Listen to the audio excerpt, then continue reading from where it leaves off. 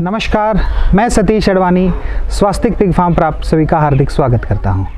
दोस्तों, आज हम आए हैं हरियाणा में हमारे ही एक स्टूडेंट हरीश जी के पास।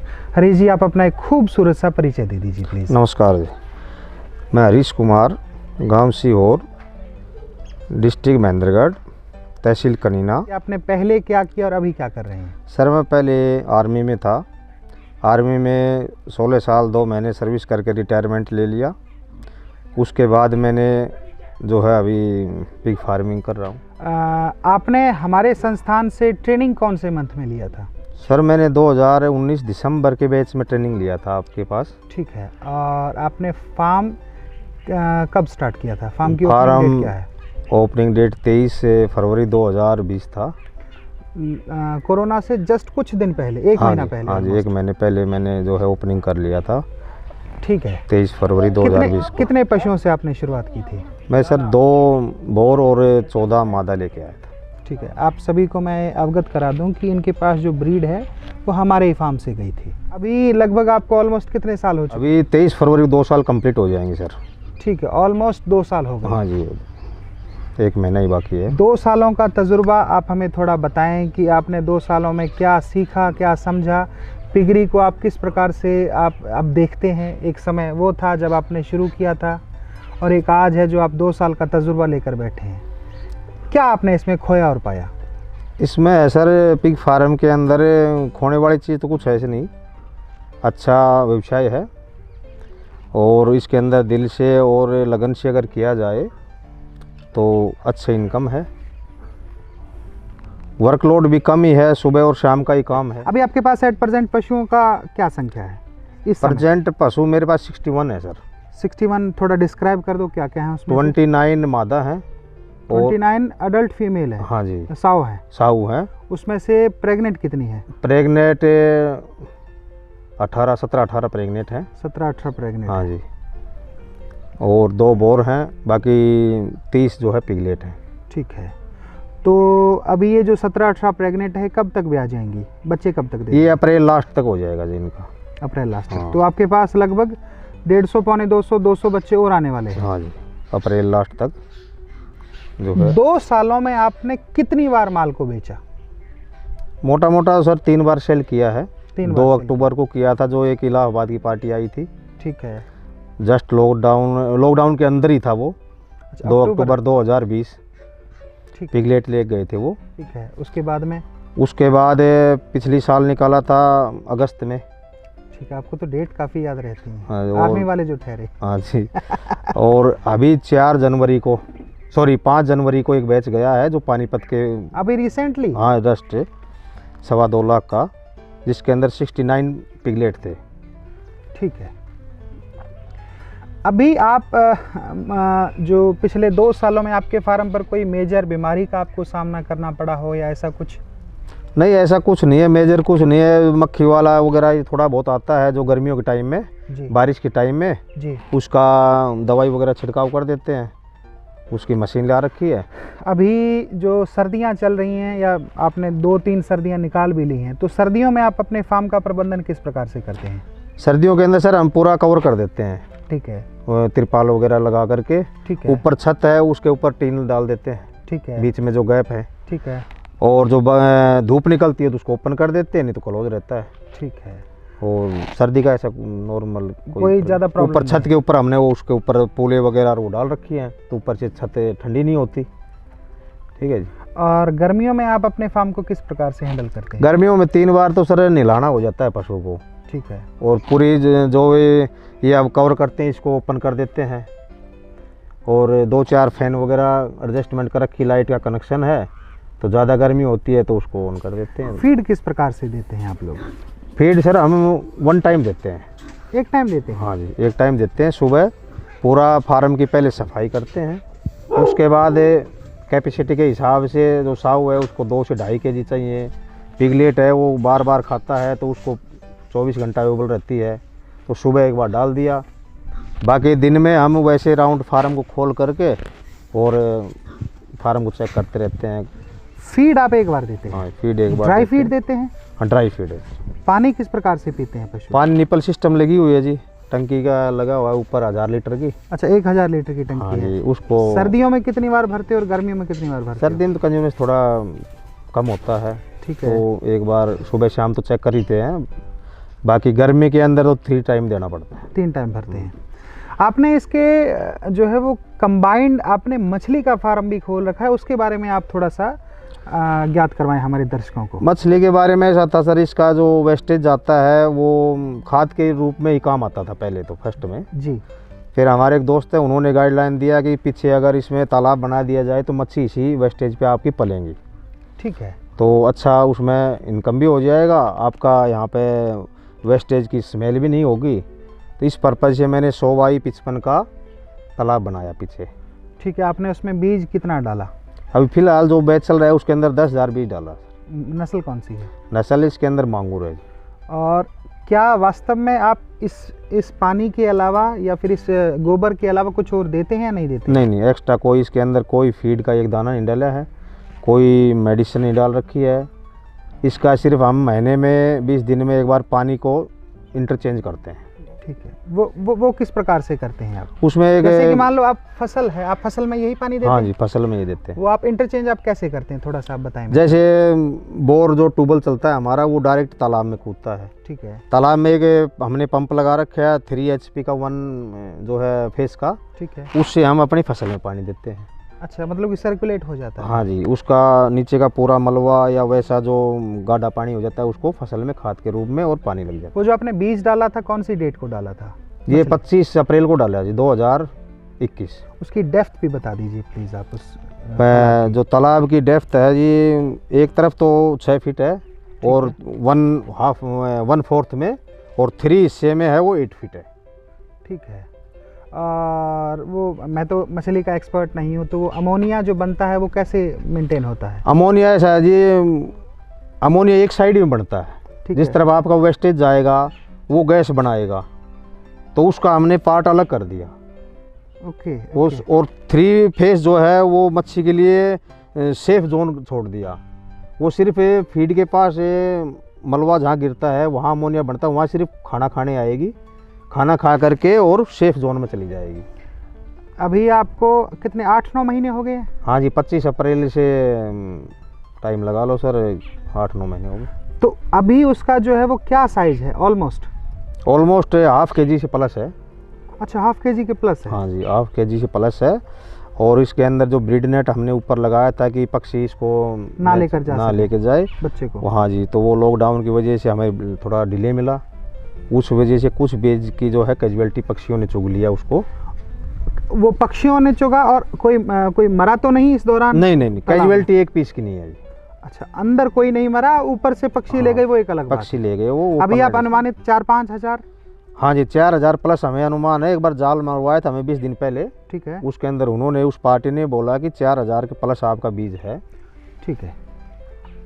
अभी आप पिगरी के बारे में कुछ जो नए लोग काम करना चाहते हैं या करना चाह रहे हैं, या अभी कोरोना ने बहुत सारे लोगों का रोज़गार छीन लिया है, तो उसके बारे में आप थोड़ा सा, क्योंकि आप एक उस रेपुटेटेड एक व्यवसाय से बिलोंग करते हैं, आप एक आर्मी पर्सन हैं, तो उस व्यवसाय से आप इस पिगरी में आए हो, तो उसका कुछ तजुर्बा बताएं नए लोगों को कि वो क्या इस क्षेत्र में आएँ, और आएँ तो क्या उनको सावधानियां रखनी पड़ेंगी, कितना पेशेंस रखना पड़ेगा, क्योंकि हमारी एक ह्यूमन साइकोलॉजी रहती है कि काम करें और अभी पैसा मिल जाए, वो तो होता नहीं। नहीं, वो नहीं है सर। तो आप थोड़ा सा अपना जो ये नए नौजवानों को और जो युवा इस क्षेत्र में आना चाहते हैं सर, उसके लिए मेरा तो यही सुझाव है कि अच्छा व्यवसाय है ये, लेकिन इसके अंदर कम टाइम के अंदर आपको प्रॉफिट नहीं मिलेगा। जैसे पोल्ट्री में मिलता है, इसमें गोट फार्मिंग में मिलता है, मच्छी फार्म में मिलता है, ऐसा नहीं है। इसको कम से कम 1.5 साल लगेंगे रोटेशन घूमने में। बिल्कुल, 18 महीने कम से कम चाहिए। और उसके अंदर इसमें बीमारी इतना मोटातन 1-2 वैक्सीन है। हमारे हरियाणा में तो वैक्सीन सरकार फ्री दे रही है। FMD की वैक्सीन करा दो, स्विनफेयर की वैक्सीन करा दो, ये वैक्सीन करा दो। बायोसिक्योरिटी का ध्यान रखो, साफ़ सफाई हर 2-3 महीने में चूना कर देना, ये नॉर्मल है ओबियसली। और 2 घंटे सुबह 2 घंटे शाम को अगर सही काम हो जाए तो फार्म में इतना बड़ा वो नहीं है। और इसके अंदर मेन बेनिफिट ये है सर, आप किसी भी स्टेज पे पशु को सेल कर सकते हो। मैं यही बात पूछना चाहूँगा कि आपने पर्सनली जो देखा है उसमें आपको इसमें कंपटीशन क्या नज़र आ रहा है, यार आने वाले समय में क्या नज़र आ रहा है? आने वाले समय में सर ये डिमांड तो बढ़ेगी इसकी। इंडिया का अगर वर्ल्ड लेवल में डाटा देखें तो मीट के क्षेत्र में तो बहुत ही कम वो है बिल्कुल उत्पादन। सरकार भी इसमें प्रोत्साहन दे रही है कि ज़्यादा से ज़्यादा मीट का उत्पादन हो, और लोन सब्सिडी वगैरह भी दे रही है। और अगर आप इसको करते हैं तो 30% 35% प्रॉफिट साल का आपको रिटर्न मिलेगा। ऑलमोस्ट हम 33% बोलकर चलते हाँ, हैं। 100 रुपये आपका 100 रुपये का माल बेचते हैं तो आपको 133 रुपये मिलेगा। 33 रुपये आपको प्रॉफिट मिल जाएगा। ठीक है। अच्छा, एक बहुत सा हमारे सामने एक सवाल आता है, जैसे कि आपके फार्म के बगल से एक हाई टेंशन वायर गुजर रही है। हाँ जी। इसका पशुओं पर क्या कोई प्रभाव हुआ है नेगेटिव?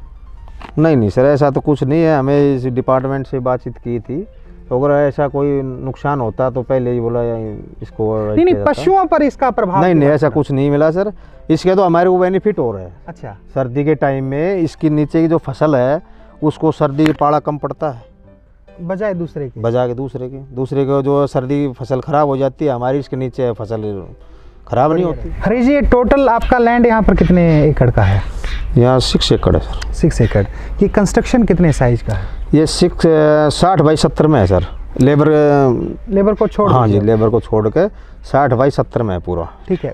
इस 60 बाई 70 के कंस्ट्रक्शन में आपका एक्चुअल कॉस्ट क्या लगा था? इसके अंदर लगे सर 6.25 लाख रुपया, जिसके अंदर लाइट का भी पूरा खर्चा आ गया, पानी की फिटिंग वगैरह आ गई, और पूरा इसका स्ट्रक्चर आ गया। कैबिनों की संख्या बता हाँ दीजिए जी प्लीज।